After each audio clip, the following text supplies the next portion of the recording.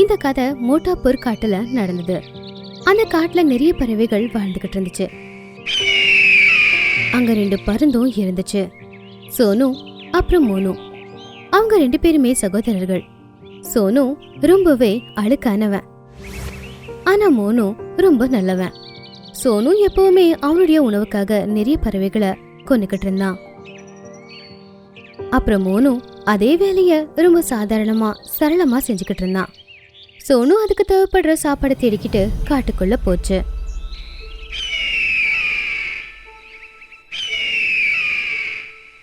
ஏய் பறவைய, எனக்கு என்னோட சாப்பாடை கொடு, இல்லைன்னா நான் உன்னை சாப்பிட்டுருவேன். அட, இது என்ன அநியாயம்? நான் எனக்கான சாப்பாடு தேடிட்டு வந்திருக்கேன், உனக்கு வேணும்னா நீ தேடு, அதை விட்டுட்டு ஏன் சாப்பாடு ஏன் கேக்குற? சோனு அதை சொன்னதை கேட்டதுமே ரொம்பவே கோவப்பட்டுச்சு. அதுக்கப்புறம் அந்த பறவைய அது கொன்னுடுச்சு. அதே வழியில மோனு பறந்து போய்கிட்டு இருந்துச்சு. அப்போ அது அங்க பார்த்தப்போ சோனு அந்த குருவிய கொன்னுகிட்டு இருந்துச்சு.